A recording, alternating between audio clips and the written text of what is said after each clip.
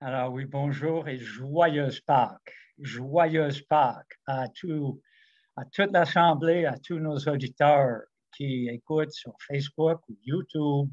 On est vraiment, vraiment content que vous vous joigniez à nous autres pour évidemment une des fêtes, ou comme Yves vient de dire, une des festivals les plus grands euh, de, euh, du monde chrétien. Et moi, j'ai remarqué combien de gens, encore aujourd'hui, malgré peut-être le fait qu'une grande majorité de personnes ne sont plus pratiquants, combien de gens encore se souhaitent joyeuse Pâques, joyeuse Pâques. Et pourquoi?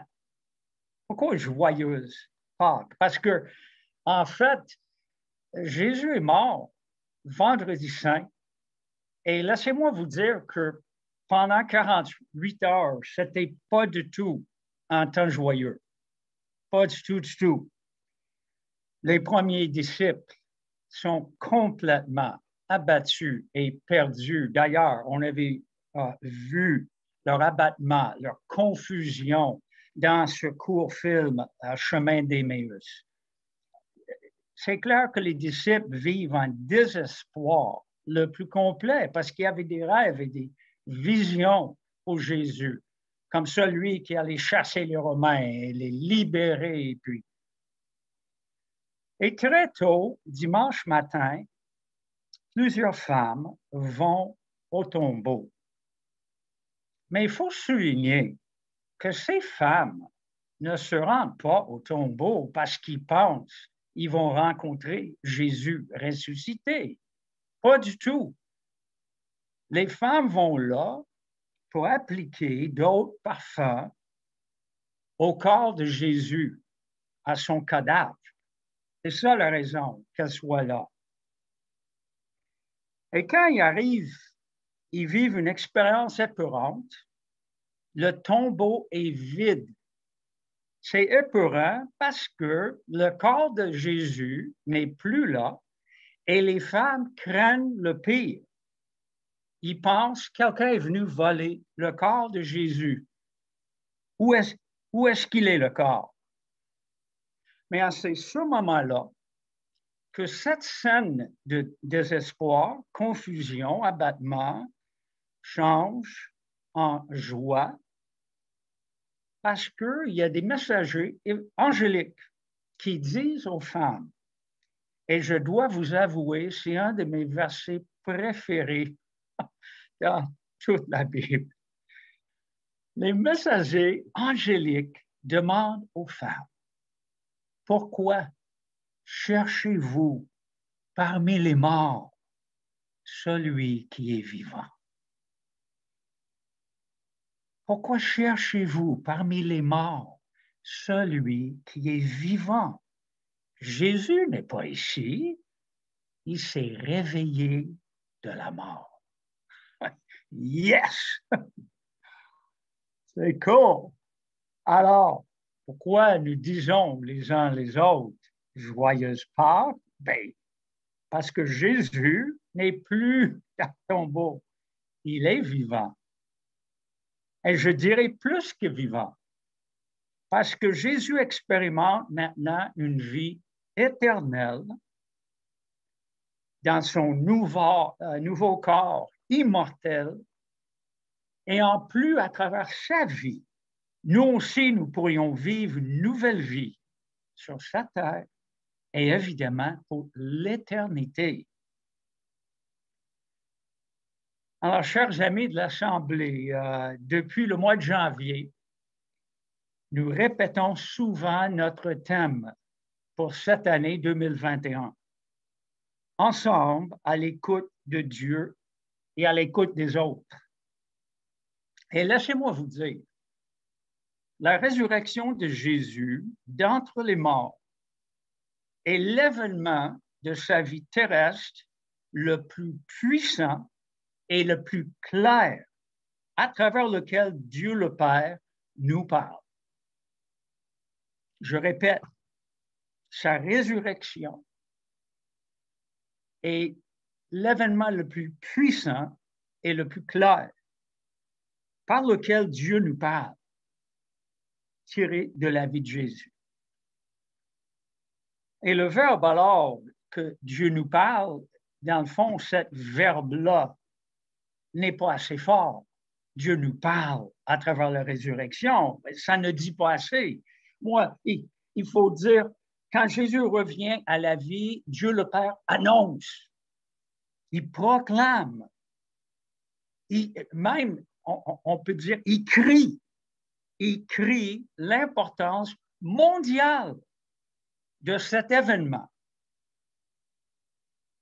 Alors, je vois la résurrection comme le porte-voix divin dans le monde, ou peut-être un peu plus de nos jours, le haut-parleur divin par excellence. Il n'y a rien plus, il n'y a pas plus grand miracle que la résurrection de Jésus. Et Dieu nous crie son importance. Alors, chers amis, je sais très bien que depuis que Jésus s'est réveillé de la mort et s'est retourné au monde de vivants, beaucoup de personnes dans l'histoire humaine rejettent. Ils rejettent ce miracle d'un revers le manche. Ceux qui refusent d'y croire disent la résurrection est un mythe. Ils disent que c'est une histoire imaginaire créée par ses disciples qui étaient si abattus, si désespérés. Mais lorsque nous regardons de près les faits qui entourent la résurrection, nous pouvons conclure que le récit biblique est vrai.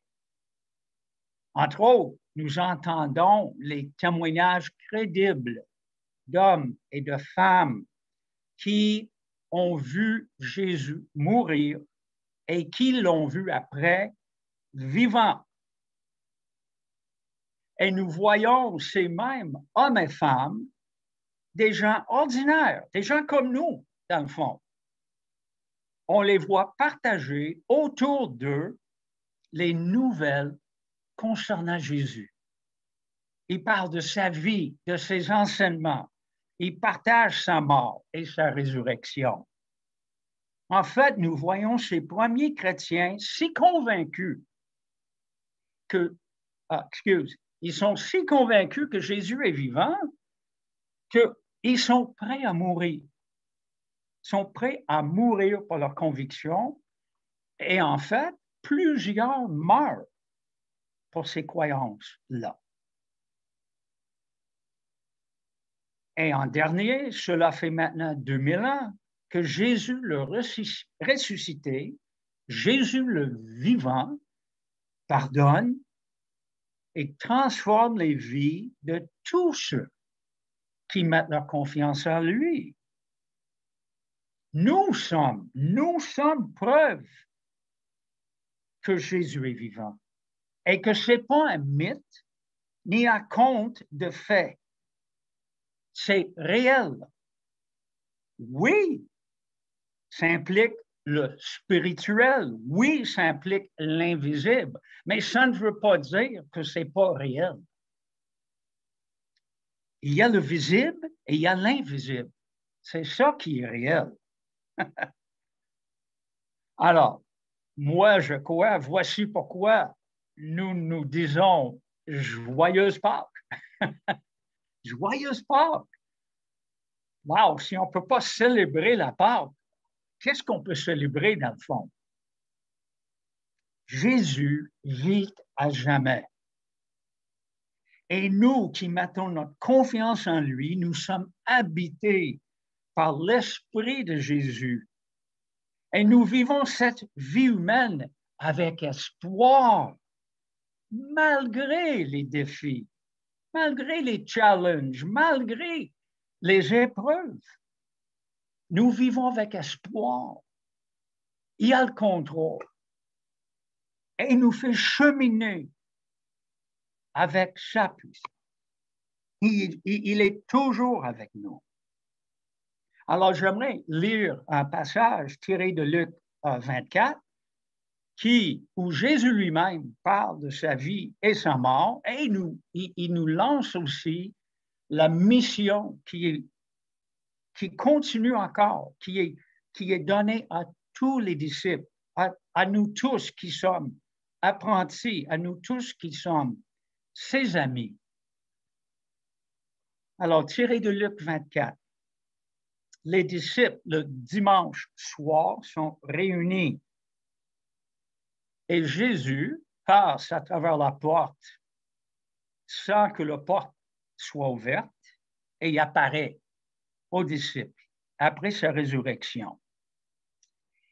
Et évidemment, ça dit, les disciples sont tout effrayés. Ils ont très peur. En effet, ils croient voir un esprit. Mais Jésus leur dit, pourquoi êtes-vous troublés? Pourquoi pensez en vous-même? Qu'est-ce qui se passe? Regardez mes mains. Regardez mes pieds. C'est bien moi. Alors, hein? Les séquelles cicatrisées. Regarde. Tu as vu ses mains avant, alors? Touchez-moi. Regardez-moi. Un esprit n'a pas de corps. Et moi, vous voyez que j'en ai un. En disant cela, Jésus leur montre ses mains et ses pieds.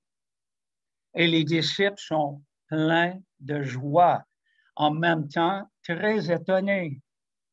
Ils n'arrivent pas encore à croire. Alors Jésus leur demande, est-ce que vous avez ici quelque chose à manger? Et les disciples lui donnent un morceau de poisson grillé. Jésus prouve hors de tout doute, il est vivant, il y a un corps, mais c'est un corps qui n'est pas mortel comme avant. Son corps est devenu immortel. Il passe à travers la porte. Il peut apparaître et disparaître. Mais il y a un corps. Alors, il prouve cette réalité.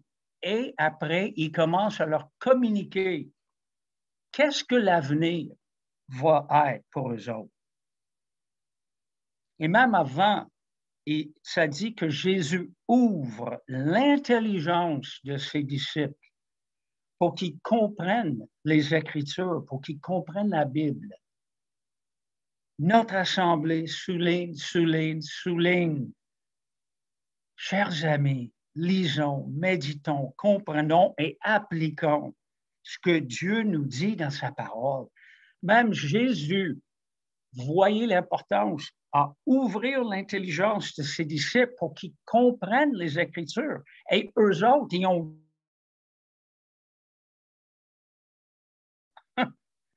Mais il fallait qu'ils connaissent les Écritures. Et puis Jésus leur dit, voici ce qui est écrit dans les livres saints. Le Messie, le libérateur, va souffrir et il va ressusciter d'entre les morts le troisième jour.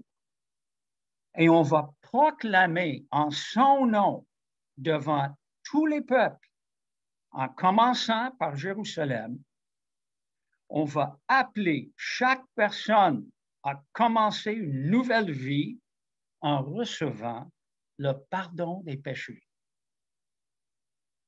Et il dit à ses disciples, vous êtes témoins de cela. C'est fort de voir 5, 6, 10 fois dans le Nouveau Testament, nous, ses disciples, ses apprentis, nous sommes appelés les témoins de Jésus. Et lorsque certaines personnes, c'est une parenthèse, frappent à ma porte, je leur dis, moi, je suis un témoin de Jésus, parce que j'en suis un. Ah, je crois en Dieu le Père. Mais Jésus a toujours dit, vous êtes mes témoins. Et il dit, j'enverrai moi-même sur vous ce que mon Père a promis. Alors, restez dans la ville de Jérusalem jusqu'à ce que vous soyez remplis de la puissance d'en haut. qui veut dire le Saint-Esprit. Alors, cher chrétien, cette résurrection de Jésus prouve qu'il est vraiment le Fils unique de Dieu. Personne d'autre dans l'histoire humaine peut réclamer cette identité Fils unique de Dieu. Nous sommes enfants de Dieu, nous qui sommes habités par l'Esprit de Jésus. Mais il y a quand même une ligne, une différence. On parle de la Trinité, Père, Fils, Saint-Esprit. Il y a un seul Fils unique, et c'est Jésus. Et sa résurrection garantit que Dieu le Père accepte le sacrifice de Jésus sur la croix. Toutes les religions dans ce monde poussent, exigent aux gens, performent, gagnent la faveur de Dieu. C'est ça ce qu'une religion fait. C'est ça ce qu'ils croient. Ils tordent le bras, ils serrent les vis pour que les gens performent, pour plaire à Dieu, pour s'approcher par toutes sortes de rites, rituels. C'est le contraire de ce que Jésus nous dit. La conséquence du péché, c'est la mort. Mais Jésus laisse dans la tombe tous nos péchés. Alors, quand il revient à la vie, il nous communique sa vie à lui. Alors, les péchés que nous commettons et les péchés qui sont commis par d'autres à notre égard, tout cela est effacé. Et par conséquent, nous pouvons nous approcher de Dieu avec, premièrement, sans culpabilité, avec confiance. Même, il y a un verset qui dit « Approchez-vous avec hardiesse ». Hardiesse! Alpha nous a raconté une histoire. Alors, je dis ça pour les alphites. Mais Alpha nous a raconté l'histoire d'un fils du président Abraham Lincoln qui rencontre un soldat qui est abattu puis dit « Il faut que je retourne chez moi. Mes autres frères, mon père sont morts dans la guerre civile. Alors, je suis le seul homme. » Et le petit garçon, en écoutant son histoire, il dit « Viens avec moi, mon cher soldat. » Et il l'emmène dans la Maison-Blanche, il passe toutes les gardes, il s'en va, ou ils s'en vont dans le bureau d'Abraham Lincoln, qui est en meeting avec ses chefs de guerre. Et il dit « Papa, tu devrais écouter ce soldat. Il y a quelque chose à te dire. » Chers amis, c'est ça la confiance. Nous entrons chez Dieu le Père avec hardiesse, pas la tête baissée. Oui, avec révérence. Mais nous sommes ses choyés. Chassons la peur, la culpabilité, le fouettage. C'est Jésus qui a déjà fouetté pour vous, pour moi. C'est ça la crucifixion. Wow! À tout moment, 24/7, Dieu est là, puis que veux-tu? Qu'est-ce que je peux faire pour toi, mon enfant? Alors, non seulement notre péché, passé, présent, futur, est effacé, écoutez ça. En plus, nous, les chrétiens, nous pouvons expérimenter dans nos vies individuelles et dans notre vie collective en tant qu'assemblée la puissance de la résurrection de Jésus. Je m'explique. Lorsque nous nous tournons à lui, lorsque nous nous avouons notre besoin d'être pardonnés, lorsque nous lui ouvrons la porte de notre vie par son Saint-Esprit, Jésus entre pleinement dans notre vie. Et je souligne pleinement. On ne reçoit pas une partie de l'Esprit de Jésus. On ne reçoit pas un dépôt de l'Esprit Saint. On reçoit pleinement. C'est sûr, nous sommes bébés chrétiens à ce moment-là. Et cet esprit qui est plein en nous doit maintenant commencer à nous influencer à tout niveau. Ça, c'est autre chose. Mais l'Esprit Saint a tout de moi et tout de vous. Lorsqu'il entre, attends, est-ce que j'ai dit ça correctement? Il entre pleinement. Nous avons tout de l'Esprit Saint. C'est ça ce que je voulais dire. C'est lui doit prendre de plus en plus tout de nous, nous influencer nous de plus en plus. Mais quand il vient à 100%. Alors cette vie éternelle, cette vie puissante, cette vie divine entre. Tout cela entre en nous avec l'Esprit. Et Jésus commence à nous transformer pas à pas dans notre marche avec lui. Lentement, mais sûrement. Et Jésus nous lave constamment de notre égoïsme et de nos fautes. Mais aussi important, il nous transforme et il nous change pour le mieux. Alors, j'arrive à la fin. Nous sommes habités par l'Esprit de Jésus, le vivant, le ressuscité. Ce n'est pas imaginaire, c'est un fait. Non, personne parmi nous n'est arrivé. Personne parmi les premiers disciples n'était arrivé non plus. Mais laissez-moi vous dire que depuis que Jésus est entré dans notre vie, est entré dans ta vie, dans ma vie, ensemble, par cette puissance, on voit que Jésus et nous avons fait beaucoup de chemin. Des fois, regardons en arrière. Regardons en arrière.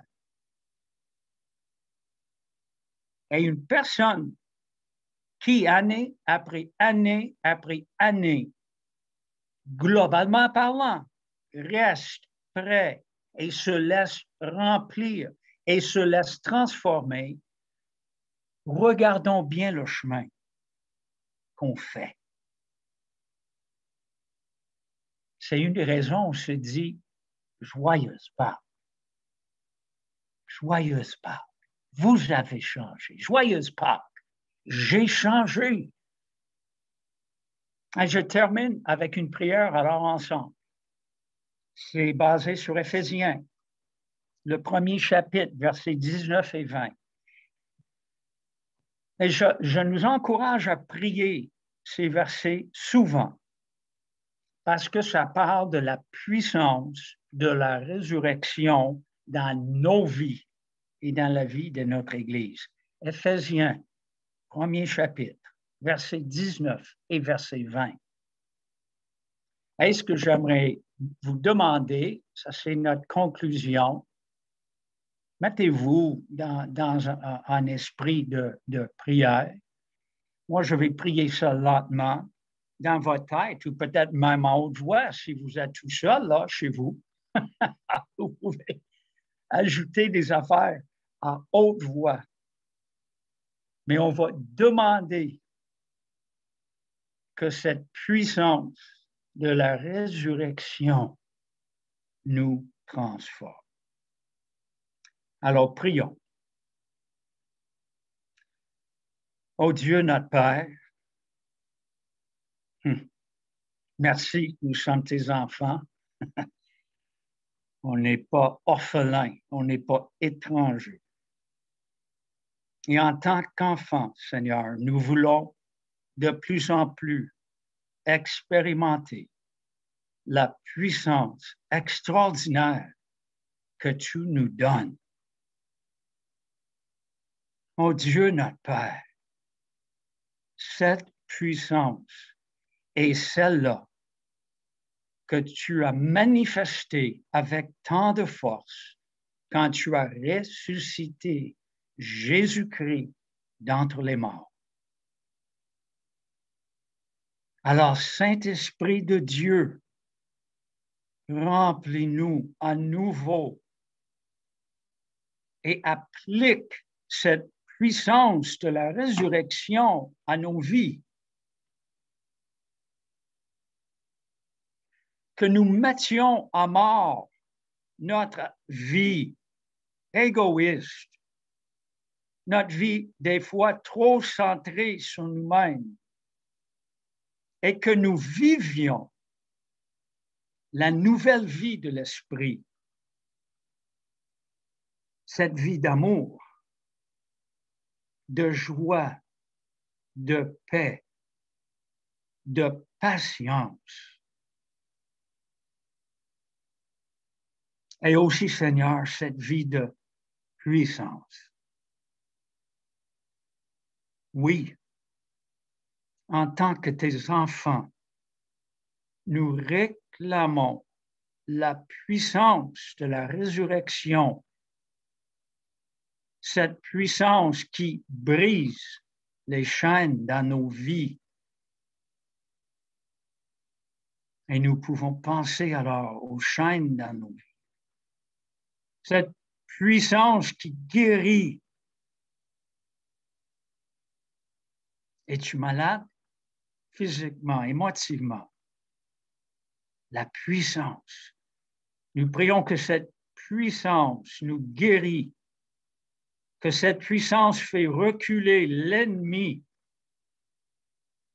et qu'elle fait avancer ton royaume, ta gouvernance, ô Dieu, dans nos vies, dans nos couples, dans nos familles, dans notre Église et même dans la société et le monde. Nous prions en le puissant nom de Jésus. Amen. Amen. On va poursuivre avec le repas du Seigneur.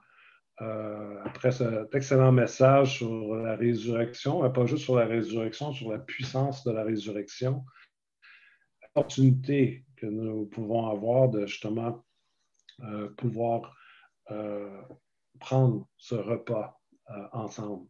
Donc aujourd'hui, le repas du Seigneur va être accompagné d'une courte réflexion qui va faire un lien entre le repas de la Pâque que Jésus a pris avec ses disciples avant de mourir, avec ce fameux repas du Seigneur que nous prenons pour nous dans notre Église une fois par mois. D'autres églises le font à chaque semaine. Donc, prendre le repas du Seigneur, ou dans certains milieux on appelle la communion ou la Sainte Seine, est toujours significatif. C'est un symbole, un rituel, une cérémonie, une proclamation qu'on pourrait dire, ou un rappel de ce que Jésus a fait pour nous sauver de la mort et du péché, en mourant sur la croix, individuellement pour chacun de nous, pour chacun de nos péchés. Il a été pour nous, Jésus, l'agneau pur et sans tache, sacrifié, ou on dit des fois immolé, afin que nous soyons lavés de nos péchés et que nous puissions hériter de la vie éternelle. Lorsque nous prenons le pain et la coupe de vin pour se commémorer de cet événement, la fameuse phrase de Jésus nous revient à chaque fois. Faites ceci en mémoire de moi. Faites ceci en mémoire de moi. Faites ceci en mémoire de moi nous rappelle de cet événement principal dans l'histoire de l'humanité, mais aussi un rappel dans notre histoire personnelle à chacun d'entre nous qui avons reçu Jésus-Christ dans nos vies. Prendre le repas du Seigneur à Pâques, je pourrais dire, c'est doublement significatif parce que la Pâques, pour les Juifs, était et est encore une des fêtes les plus importantes du monde, du peuple d'Israël. C'est aussi, le repas de la Pâque juive, une commémoration, un rappel, un repas où on pourrait aussi entendre Dieu dire « Faites ceci en mémoire de moi. Faites ceci en mémoire de moi. » La Pâque juive a été instituée, on peut le lire, on ne le lira pas, mais on peut le lire dans votre Bible, dans l'Ancien Testament, dans Exode 12, pour se rappeler de la délivrance d'Israël alors qu'ils étaient devenus esclaves en Égypte depuis de nombreuses années. Donc, Dieu demanda au peuple d'Israël de faire un pas de foi et d'obéissance avant de cette délivrance. Ils devaient chacun, chaque maison, chaque famille, sacrifier un agneau mâle et sans défaut pour ensuite répandre le sang de cet agneau qui était sacrifié et le mettre sur les cadres des portes de leur maison. Et lors de cette nuit terrible en Égypte, où chaque premier-né de chaque maison devait mourir, tous ceux qui avaient sacrifié un agneau et qui avaient appliqué le sang sur les cadres des portes de leur maison étaient épargnés de la mort.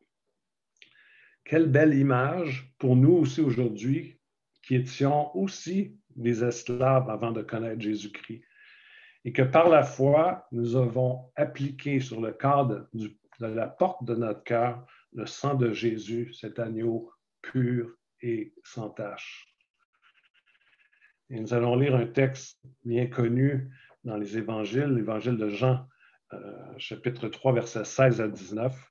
« Car Dieu a tant aimé le monde qu'il a donné son Fils unique, cet agneau pur, sans tache, afin que quiconque croit en lui ne périsse point, mais qu'il ait la vie éternelle.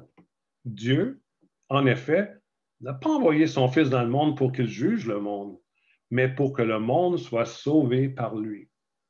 Celui qui croit en lui, en Jésus, n'est point jugé, mais celui qui ne croit pas est déjà jugé, parce qu'il n'a pas cru au nom du Fils unique de Dieu. Et ce jugement, c'est que la lumière étant venue dans le monde, les hommes ont préféré les ténèbres à la lumière, parce que leurs œuvres étaient mauvaises. Le repas de la Pâque juive est rempli de symboles, donc on n'aura pas le temps de toucher en une courte réflexion comme ceci, mais pour se rappeler de la délivrance de l'esclavage pour le peuple juif en Égypte, mais aussi pour faire le lien qu'un jour, pour eux, le peuple juif et le monde entier, Jésus de Nazareth deviendrait cet agneau sacrifié pour eux.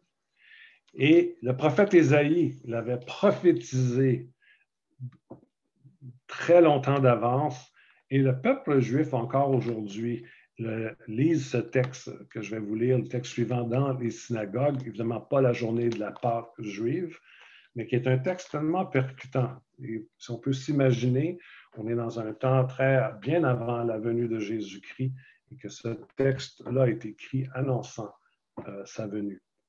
Donc, Ésaïe 53, versets 3 à 7. Donc, le texte est un peu long, mais concentrons-nous, c'est un texte qui est tellement important. Méprisé et abandonné des hommes, homme de douleur et habitué à la souffrance, semblable à celui dont on détourne le visage. Nous l'avons dédaigné, nous n'avons fait de lui aucun cas. Cependant, ce sont nos souffrances qu'il a portées. C'est de nos douleurs qu'il s'est chargé. Et nous l'avons considéré comme puni, frappé de Dieu, humilié. Mais il était blessé pour nos péchés, brisé pour nos iniquités, nos fautes. Le châtiment qui nous donne la paix est tombé sur lui. Et c'est par ses meurtrissures que nous sommes guéris. Nous étions tous errants comme des brebis. Chacun suivait sa propre voie. Et l'Éternel a fait retomber sur lui l'iniquité de nous tous. Il a été maltraité, opprimé. Il n'a point ouvert la bouche. Semblable à un agneau qu'on mène à la boucherie, à une brebis muette devant ceux qui le tondent, il n'a point ouvert la bouche. Et alors que Jésus prenait pour une dernière fois le repas de la Pâque avec ses disciples, il prit du pain. Et ceci était sûrement, lorsque dans le rituel du repas de la Pâque juive, les Juifs prenaient 3 pains sans levain. Ça ressemblait, aujourd'hui, dans leur rituel, ça ressemble un peu à ça. Ça ressemble à un gros biscuit soda, là, très, très mince et tout. Ils en ont 3, ils en prenaient 3 et qu'ils mettaient dans un grand tissu. C'est-à-dire, c'est le père de famille qui prenait ces 3 pains sans levain et qu'il mettait dans un grand tissu. Et au milieu, il y en avait un et le père le brisait en 2. Il en remettait une partie brisée dans ce grand tissu et l'autre partie qui était brisée, qui était séparée, il la cachait à quelque part et plus tard, les enfants devaient le chercher dans la maison. Un symbole pour nous chrétiens de la Trinité, du Père, du Fils et du Saint-Esprit. Et Jésus-Christ est représenté comme ce pain du milieu qui est brisé et ensuite caché pour beaucoup. Et c'est sûrement ce pain du milieu que Jésus prit et rompit ou brisa et proclama aux disciples, « Prenez ceci, est mon corps qui est donné pour vous. Faites ceci en mémoire de moi. » Et plus loin, dans le rituel du repas de la Pâque, il y a une 3e coupe de vin qu'on appelle la coupe, les Juifs appellent la coupe de la rédemption, ou la coupe du rachat, quand Dieu a racheté Israël de l'esclavage pour les rendre libres. Et c'est sûrement cette coupe que Jésus prit et dit à ses disciples, cette coupe est la nouvelle alliance en mon sang qui est répandue sur vous. Je crois que tout ceci, ce n'est pas une coïncidence. Que Jésus a pris le repas de la Pâque, qui est un repas qui est encore un repas auto-explicatif de Jésus, avec ses disciples, juste avant d'être sacrifié sur la croix pour ensuite ressusciter. Ce n'est pas aussi, je crois, une coïncidence qu'il a pris ce pain et cette coupe de vin au moment opportun et il a dit, « Faites ceci en mémoire de moi. » Et aujourd'hui, en tant que chrétiens, nous célébrons Pâques. Nous fêtons sa résurrection. Et c'est doublement, mais doublement significatif que nous prenions aussi le repas du Seigneur pour célébrer et se rappeler de sa mort et de sa résurrection. Et ceux qui, à la maison, vous avez votre pain et votre vin, vous pouvez tout simplement prendre le pain dans votre main en attendant. Et je vais prier spontanément pour ce pain qu'on va prendre en mémoire de Jésus et ce qu'il a accompli, particulièrement en cette journée de Pâques, la fête de sa résurrection. Seigneur, on veut vraiment te remercier parce que tu es ce pain de vie qui est descendu du ciel. Merci parce que tu es mort pour chacun de nos péchés individuels, personnels. Merci parce que ton corps a été brisé, a été sacrifié pour nous. Et aujourd'hui, en mémoire de toi, nous prenons ce pain, et nous le rompons et le mangeons. Donc, prenons le pain et mangeons ensemble en mémoire de Jésus.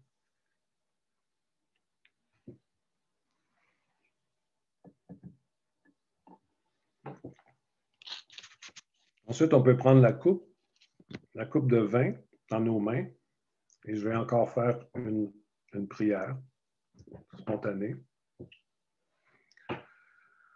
Seigneur, merci parce que tu es l'agneau sacrifié. Tu es l'agneau pur, sans tache, qui a été sacrifié pour chacun de nous. Et nous avons, par ta grâce infinie, nous avons pu t'accepter, te demander de venir dans notre vie. Et ainsi, nous avons mis sur linteau, la porte de notre cœur, ce sang. Et ainsi, nous pouvons avoir cette vie éternelle. Nous avons été épargnés de la mort et du péché. Et à chaque fois qu'on prend ce vin, qu'on prend cette coupe, on veut le faire en ta mémoire, Jésus, en la mémoire de ce que tu as accompli sur la croix pour chacun de nous. Donc, prenons et buvons.